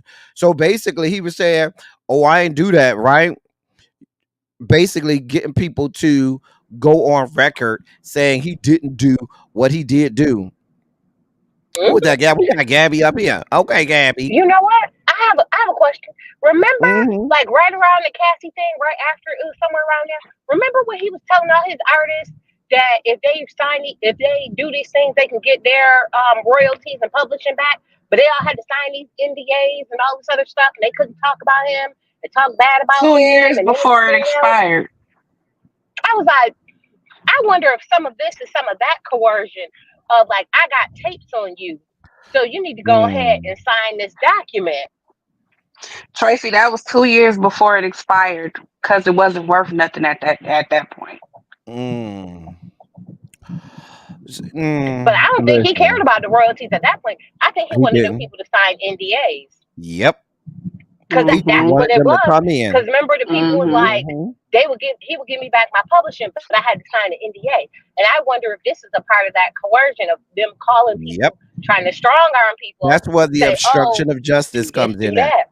Yep. That's where the obstruction of justice And comes in at. then he incriminated himself because the song he did with Keisha Cole, it's a 6-minute song. And at the last maybe 10, 20 seconds, apparently that song is about Kim. And at the end of the song, because I just listened to it, he literally is threatening to shoot this girl's house up. So Listen, everything that they said he did it. he's been saying stuff in plain view, plain sight, because when you become that rich, that powerful, you have this autonomy that you just have this autonomy about you that you believe, oh, it's never gonna happen to me. Oh no, I mean, think about it. You've gone literally decades, plural. And he came from the time when the music and entertainment industry was, you couldn't get, they were the mob. Mm-hmm. They were. They definitely were. That's how BMF got their start. Exactly. And so he felt, and now when you become a member of the Three Comma Club, you are in the biggest and wealthiest of places with the most high profile government officials, and richest people on earth. You have a sense of an air of autonomy that even if something did shake down, you have the best, you can afford the best lawyers, you can afford the best everything, and you know you're gonna get off. Right. I don't think he getting off with this one. I don't know. I don't think he getting off with this one. I think it's gonna be long drawn out like how R. Kelly's was. And look how that ended. Well, I will say this. Your boy Harvey, he's back in court in New York because they overturned his conviction because they were putting in things that was outside of the statute of limitation, and that's what got his overturned. So he has to have a whole new trial start up. So I do want them to be careful. Harvey's damn near knocking at death's door. You know, he already, you know, he was about to check out the other day. Last week he was about to check the fuck out of here. Yeah. When he got hit with his new indictment, he sure was. Right. He was about to go on down below. Not up, down below. He was about to go down below. He was going to start pushing daisies because every time I see that man, I'm like, oh, he looked like he closer to kicking the bucket than we think he is. Baby, listen. He is. So I will say that I just want to make sure that they are not just adding on. I don't want them to pull a Lil Rod because I don't care what nobody say. The Lil Rod lawsuit is the one that I side-eyed the most, and I'm like, absolutely, I don't know, but. So I don't want it to be like that where they just start piling on things to make it look worse because it's already bad. Just he's going to be gone for life. Just wrap it up. We don't need to put in all the extras either. And then we end up in another thing like this where he gets a new trial, new case. I ain't got time for that. Just do what you need to do and wrap it up. Baby, can I say this, Tracy? You are a real one, okay? You was at the courthouse knocking on their door before they was even open, okay? Just to get us a copy of the indictment. I really want to say thank you, because baby, you be coming on with the tea, okay? Listen, Tracy is over here doing the Lord's work, okay? Down to the great state of New York. They then go through all of these laws that he violated. I don't know. I am not a legal expert. If y'all want a breakdown of those laws, y'all got to go to Simone, Pam. You know, it's a whole lot of. They have a whole sector of lawyers and esquires that will, give you a whole breakdown. I'm trying to get to the baby oil. The baby oil. Oh, and then another thing, El Teddy, stay focused, okay? Then another Oh, thing, they had it on Instagram. I think it was the Shade Room and everybody else. They said that he had called Kalina 54 times, 54 times after Don's lawsuit. to pay her off. I'm telling you. That's why she And came here it out. was. That's why And she came out and said, "Oh, I ain't see nothing. I don't know nothing. I don't know what you're talking about." And to be honest, I thought it was gonna be D Woods to not say nothing. Out of all of them girls that he worked with, I thought it was gonna be D Woods. But Kalina proved me wrong. She Mm. proved me wrong. And I'm highly disappointed, but I'm not surprised because Kalina was the one to hang out with the Rashidas of the crew. Oh wow. So And then there's that. Um, basically. All right, so here's the discussion. For the reasons set forth below, the defendant poses a significant danger to the community, both in terms of physical violence and obstructive conduct, as well as the risk of flight. This is especially true given the nature of the criminal conduct and the strong weight of the evidence. The defendant, therefore, cannot overcome the statutory presumption in favor of the detention in this case. Dangerousness. I love that word, dangerousness. The defendant is charged with serious and violent crimes. As charged in the indictment, the defendant is has physically and sexually abused women and others for the better part of 2 decades. The sex trafficking charge, based on the defendant's abusive conduct, count 2, carries with it a presumption of detention. And detention is particularly supported by the facts of this case. Since at least 2008, the defendant has engaged in serious acts of violence, including forcing and coercing women to participate in sexual activity, including sex acts with commercial sex workers, by using physical force, financial pressure, emotional abuse, and narcotics. These acts, described in detail above, were referred to as freak-offs, among other names, and involved orchestrated sexual performances facilitated through drug use that sometimes lasted days at a time. Here's another reason why I know they haven't cracked the surface on this. You want to know why? Let me tell you why. It's right there in our face. Right there in our face. They're only mentioning what he has done to women when everybody involved with Diddy says the bulk of this shit was men and men on men stuff. The women on men stuff was very little. Everybody who talks about the Diddy situation always said that Diddy's thing was gay shit. It wasn't, all of it. Everything they're describing here is talking about, sex trafficking, or and all of this other things, but this all involves everything we learned from Cassie, and involves male female sexual interactions and coercion and stuff like that. But we know from everybody involved in and around Diddy, they all say the same thing, but you don't have any of that here. I wonder. Just asking. I told you that they need the proof, and what Cassie gave to them was not anything other than them using workers in group sessions with male and female people. You see what I mean? So that is where I'm saying, oh, it's coming. It's I just feel that. like But El Teddy, I think you're not reading the one that talks about the 1,000 bottles. Hold on, let me see. No. Let me scroll down. Oh no, this one is good. This one is good because I Because think this this one, is because this is. I here's think a this is part a that I 16 saw. page. This Is is the this a 16 16 page page one. one? Oh yeah, no, it's not in the 16 page one because it's in the 14 page one. The 16 page one is the one that the guy read on the thing. So that's where this one is. So I'm almost for sure it's not in this one. It's in the other Okay. one. But don't worry. Keep I reading this have the because other one I'll right send you the here. screenshot of it. Don't worry. I know you do, but I'll send you the page for the other one. Don't worry. Keep on.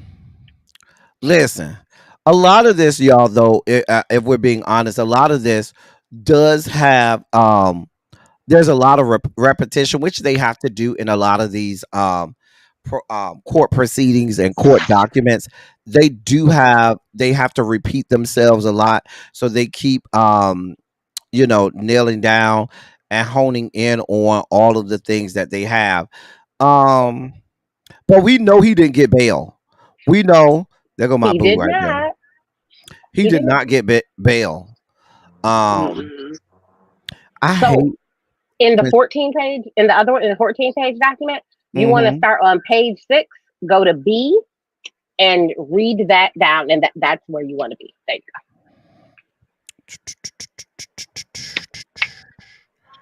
Okay. I think with that Cassie case, I think she had What she page? was pondering. 6, Okay. page 6, B. So it's like AD, Oh, whatever. I got it. Start I at B. got it. See right there. You're welcome. Thank you. Go ahead, Gabby. I think with that Cassie case, I feel like she had been pondering about it. Um, but he I'm on Cassie's side 100%. I feel like she had already conjured up in her mind, I got to do this. I got to do it because now I have daughters. Um, and because what nobody was there for her to protect her and speak up for her, I feel like she saw it in another light once she had daughters. But then again, I feel like he kept taunting her and taunting her until she finally was like, look, Negro, I know where all of your bones is buried. But that's the MO of these types of people. It's about power. They know they wield a certain amount of autonomy through their power, ability, and influence. He had been paying off, members of law enforcement. That's why Eric Adams is giving him keys to the city, because he probably paid Eric Adams millions of dollars to have his, police officers on the freaking payroll. Now Eric Adams And that needs is to why take the he's being stand. investigated. Look, and that's why he's being investigated. But I'm just That's saying, why simply, his Eric Adams' whole office done got all their electronics snatched from them, and they all under investigation. Mm, you know what? I, I will say this. And I don't say this very often, but I will say a part of this also. It's the unsung heroes. It's the young men of the Catholic Church. I appreciate y'all for giving us this law that allows victims to come out and speak from 10, 20, 30 years ago who didn't have Mm-hmm. a voice back then, because mm-hmm. outside of this, had that law never been passed, nobody would have ever been able to say anything. So Right. realistically, That's if true. that law was not passed, Mm-hmm. Diddy would not be in jail, right?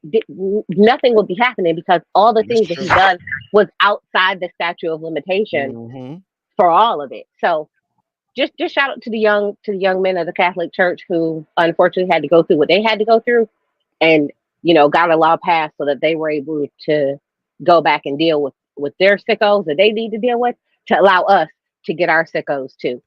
I appreciate Speaking y'all. of speaking of sickos, means and methods of the enterprise. Among the Oh means Lord. and methods by which Mr. Combs, the defendants, and other members and associates of the Combs Enterprise conducted and participated in the conduct of the affairs of the Combs Enterprise included the following. A. Combs and other members and associates of the Combs Enterprise wielded the power and prestige of Combs's role at the Combs business to intimidate, threaten, and lure female victims into Combs's orbit, often under the pretense of a romantic relationship. Combs then used force, threats of force, and coercion to cause victims to engage in extended sex acts with the male commercial sex workers that Combs referred to as, among other things, freak offs. Freak offs were elaborate and produced sex performances that Combs arranged, directed, masturbated during, and often electronically recorded. In arranging these freak offs, Combs, with the assistance of members and associates of the Combs Enterprise, transported and caused to be transported commercial sex workers across state lines and internationally. Remember, Knockout said that he went to, was paid to, got flued out to a sex party. Now, for those of you who don't know who Knockout is a gay sex performer.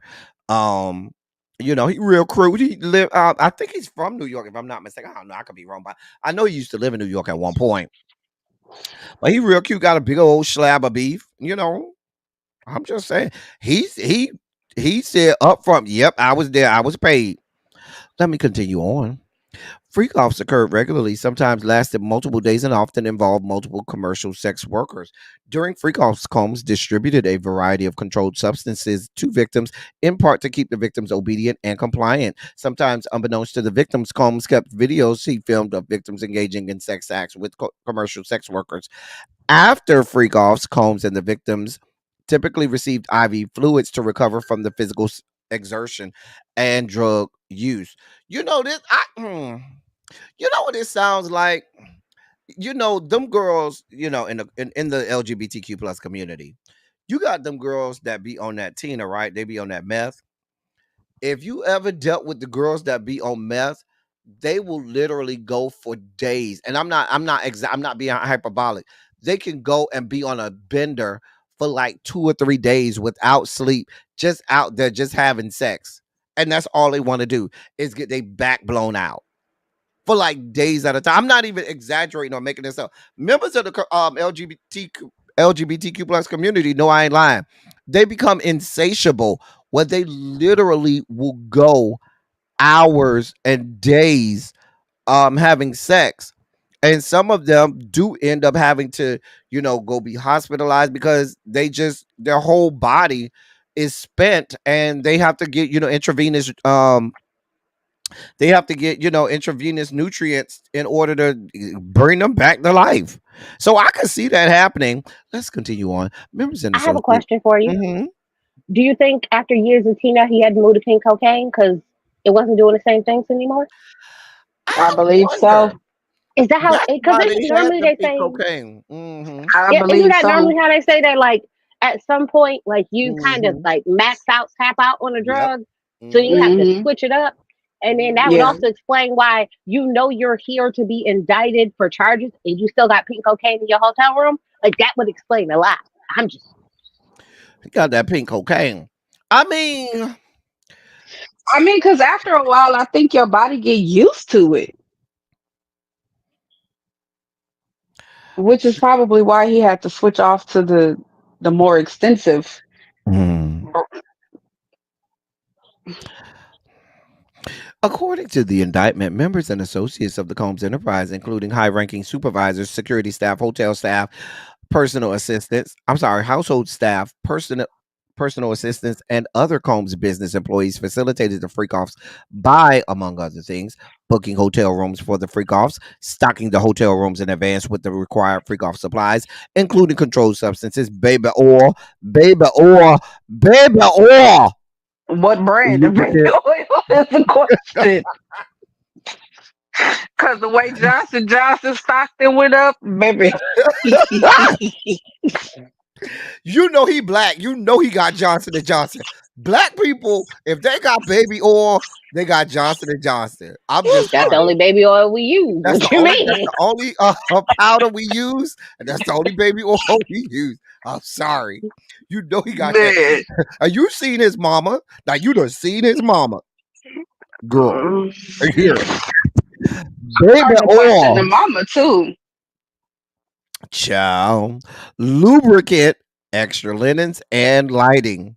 Child, cause they needed a whole ring light and all. Baby, we making content around these spots. We need camera angles, lighting, and everything.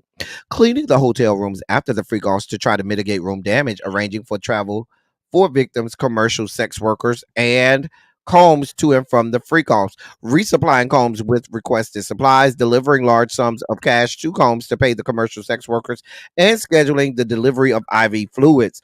In or about March Mm-mm. 2024, during searches of Combs' residence in Miami, Florida, and Los Angeles, law enforcement seized various freak off supplies, including narcotics and more than 1,000 bottles of baby oil, No baby wonder every oil, time I go to Target, I can't never find a bottle. and lubricant. Well, here's my issue. I know that there were other things besides baby oil. I know they probably had cock rings somewhere in the. I know they had other. Dildos, They had. vibrators, like They got if you making people have sex for these extended amount of times, you got all of the gas station pills, Rhino. You got the little, shots that they take. You got Viagra, Cialis, Levitra. You just got a cornucopia of the shit that Shannon Sharp is professing to have taken when he was dealing with his boo thing. His stylist. I'm just saying. So not one plan B, not one condom, not nothing You that, don't need none of that. nothing. That's because you like I can said in the group chat, they have, just over here raw dogging it. Like listen. Alexander Rogers taught us because you can't get someone pregnant in the 80s. No, you can't get someone pregnant in the 80s. No. Shout out to Alexander Rogers. He told us that a long time ago. You can't get somebody pregnant in the 80s. So what the hell you need a plan B for? that is crazy. Good point. Touche, touche. I'm just saying. We have no need for no plan. Now, condoms, I can't. Now, that you might need because you talk about all kinds. You talk about, I mean, the big three. You can get gonorrhea, chlamydia, syphilis. You can Mm-hmm. get Hep C. You can get the herpes. You can get genital warts. You can get anything. It's a whole lot of things that you can get from the girls, the XY chromosome girls. Listen, So I'm just trying to figure out. I Crabs. was like, because you said that you was just picking up random, ladies and and raw men's of the dogging it. night, just anybody. So, I mean, That's what I'm saying. It just doesn't. There's a lot that they have not even tapped into. I wonder if they even talked to Farnsworth Bentley at this point. Oh, you yeah, know I he think is singing like they a got him. canary. They already got him. You know Now, he's singing like a canary. but now here, I guess is my question. So, if it was simply enough that you had all of this stuff lying around in wait ready. But then you also was calling people to do IVs and all of that. Were they doing like the Abercrombie people and getting it and sticking them with You the know, with the little with the that's a needle in common the practice. junk? That's a common practice in the porn industry. Like porn stars Mm-hmm. tell you that they inject stuff right into their penis to keep their dick hard. So That's a very common so practice. So I can was see the that IV happening. person also giving them little I can booster see that shots too? happening. Because I'm like, because that just seems real odd that the person only comes to do IVs. I feel like at some point they started, because, and that might also be where, why they didn't get chlamydia and stuff like that, because they would just get, shots for the clap. I mean, Yeah, Mm-hmm. I mean, if you right there on your way out, go ahead and let them give you this penicillin shot in your ass. I'm yes. just Right. saying. Right. I mean, but now we got DoxyPep. Well, this was back in the day, but in 2024 we got DoxyPep and Mhm. Prep. hmm I'm just saying. So, but I wonder because now you talk about medical. Well, I hope you're talking about medical personnel that's involved because I don't think you just Baby, get some random they person on finna the staff. snatch them license real quick. That's what I'm saying because I don't think you just get regular members of your staff to go and stab people and put IVs in them. Mhm. Listen, So now there's a lot of people finna go down because you're talking about But people who have some type of certifications and licensing within the medical profession. If they sticking real IVs in people, but from Scotty's live last night, they were saying that one of the girls from Dream the girl group Dream was saying that she got essayed by allegedly a Backstreet Boys member. So I Wow, wonder if she gonna come out and say something too. but Diddy wasn't connected to the Backstreet Boys. I don't think, was he? I don't think so. Mm-hmm. I I know thought he it was was. that I white know he. man. The Backstreet Boys was that old white man. Wait a minute, Yeah. El Teddy. We need to think about this a little further. Mm-hmm. Remember in Cassie's lawsuit, she had said how Usher and Jimmy Iovine and all these people was at her birthday party. And Mm-hmm. don't Mm-hmm. Jimmy Iovine got one of these cases too?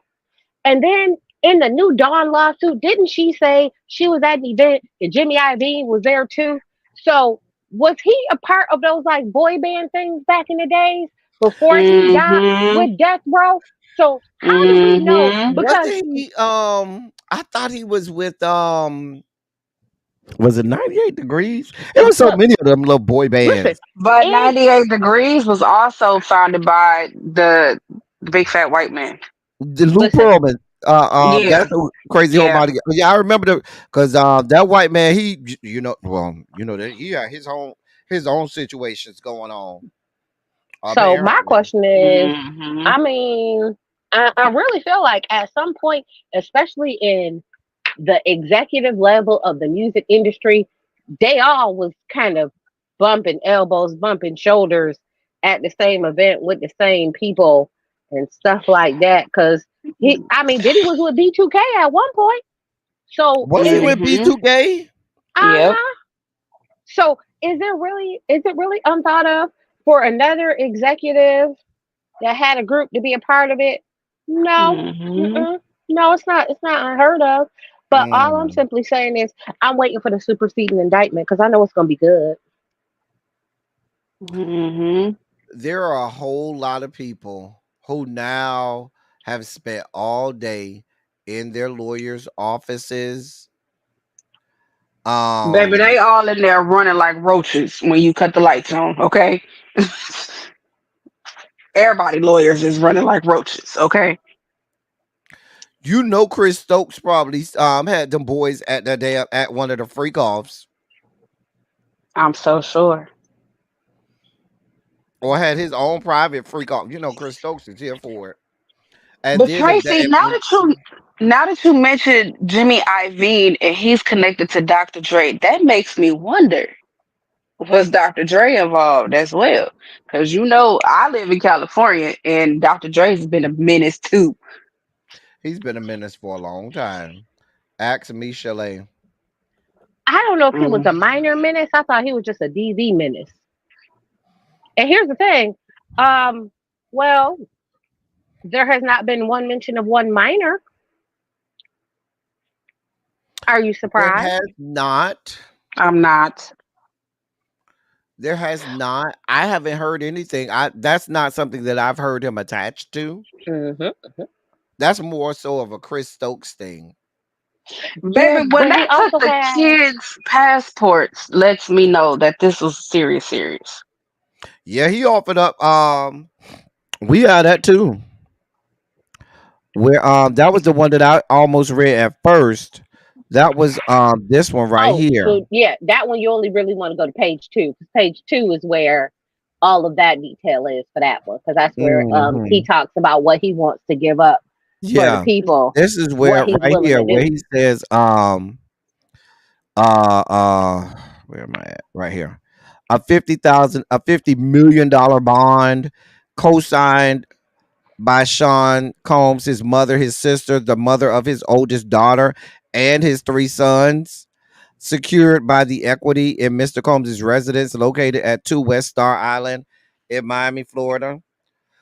The appraised value of the home is about $48 million. The home is unencumbered.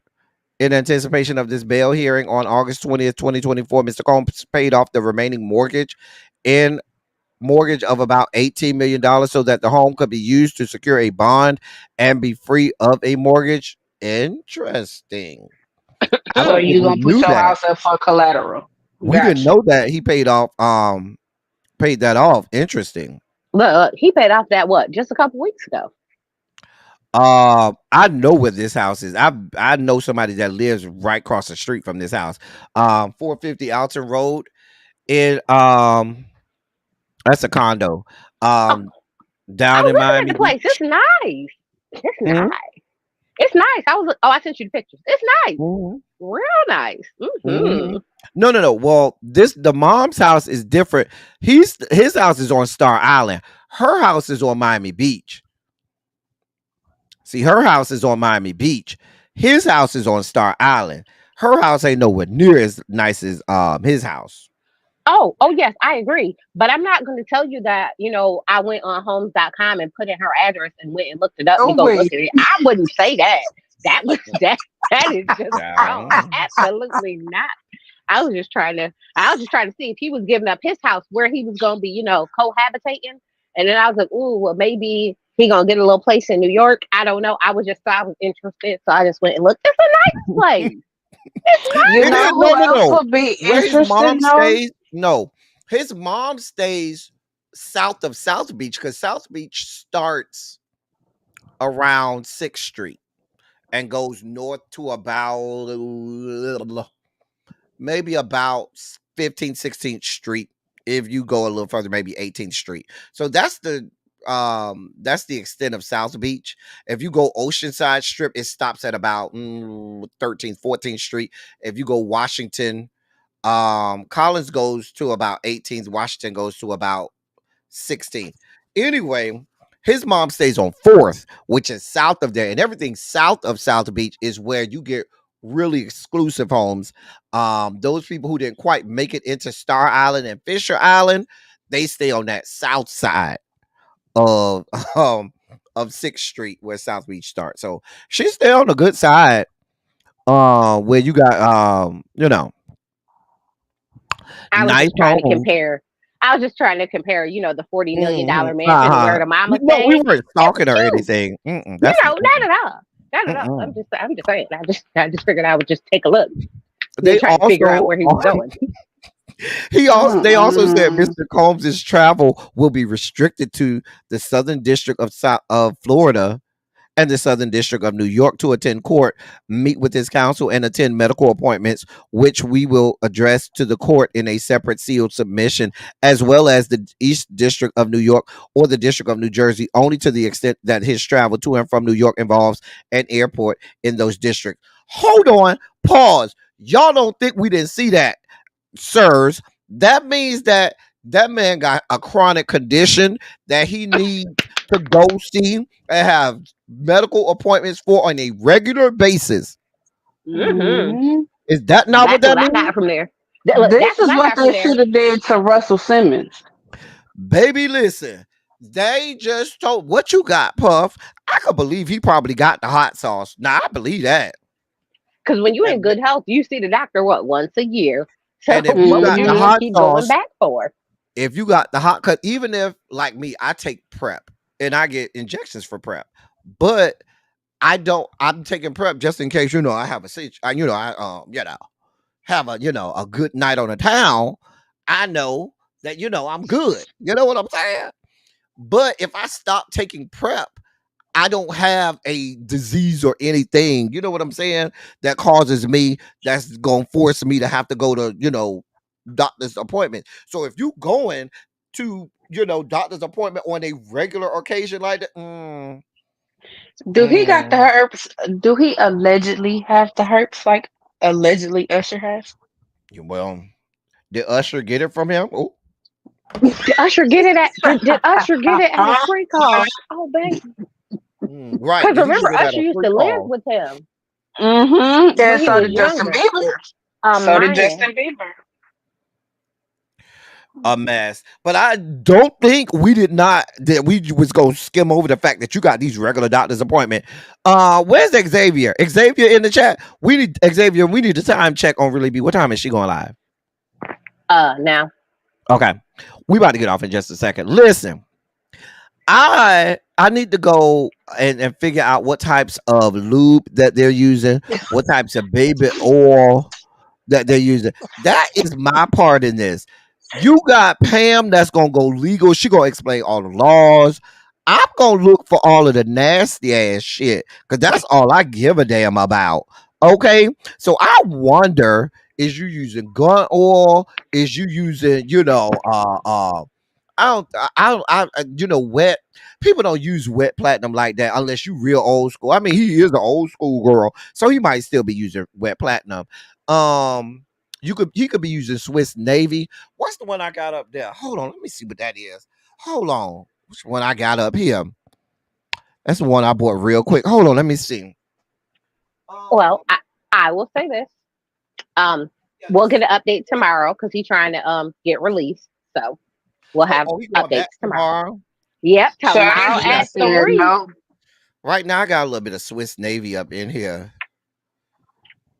Tomorrow at 3, he going back up there for an emergency hearing, trying to get released, saying he not a danger. Because you got all that money, and if you got all that money and you using some cheap shit like KY or some raggedy ass shit, girl, I'm really gonna side eye you. And what do you use a baby oil for? I don't think the baby oil was for the purpose of sex. I think it was for the videos. And this is being recorded. So he got the oily bodies down so it's glistening and shit for the goddamn video. 1,000 bottles of Right. He needed to be Why ready. you need 1,000 bottles though? He needed to be ready. It just pisses me off because now every time I go to Target and don't see a bottle of baby oil, The this is what man I would think about. needed to be prepared. Okay. God. Don't be asking him all these questions. He needed to make sure to have the baby oil, so that their bodies was glistening. Because if they porn skanks and shit, they got nice bodies, they got nice dicks. So he needed to just make sure that all that shit was nice, tight, and right. But now Swiss Navy is a good one. Now that's this is the silicone base. I have some water based one too. I don't know where that one. I think it's in the bathroom. The water based one is in the bathroom. The silicone base is when you're dealing with a real big one. You be needing this one. Tell you, child. well, I would listen.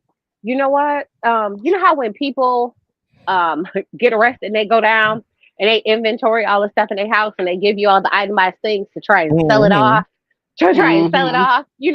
so they can recoup the money. We gonna be on the lookout to see the different brands of oil. Here's my question: of all of the stuff that they could tell us that they found, they made sure to tell us about these 1,000 bottles of baby oil. That was real specific. They could have said multiple bottles of baby oil. No, they was like, no, 1,000 bottles of baby. And how was it exactly 1,000? Did he just buy a pallet? Did he buy the pallet of baby oil? Why? Did you buy a whole pallet of? It's all shrink wrapped and shit. Like, what's happening? Because he got the youngest little baby. I wonder if he got sponsored by Johnson Johnson. Girl.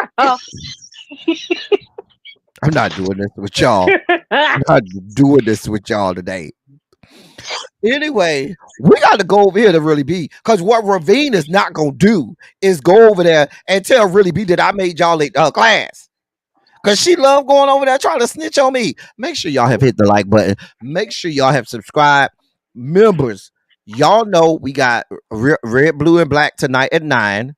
Not just for members, so everybody come back around at 9 o'clock for red, blue, and black. But members, y'all know we're going to be going ham in the members only chat. Members only chat. It's another debate? Huh? It's another debate? No. It's just our regular red, blue, and black episode for tonight. They come on Tuesday, so me and Cam will be breaking down the politics tonight. Yeah, I'm just saying. So be back around here at 9. I'm sending y'all over to Really Be. As I always say, I love y'all. I love all y'all. Thank you all for being vocal, present, and active. Thank you for doing what you do. Thank you for any and all contributions that you make to the channel. They are much obliged and much appreciated. Thank y'all so much for being around here. Y'all stay right there so I can send y'all on to Really Be. I love y'all, and I'll see y'all at 9 o'clock. Until then, thank y'all for coming. Y'all drive safely. We out.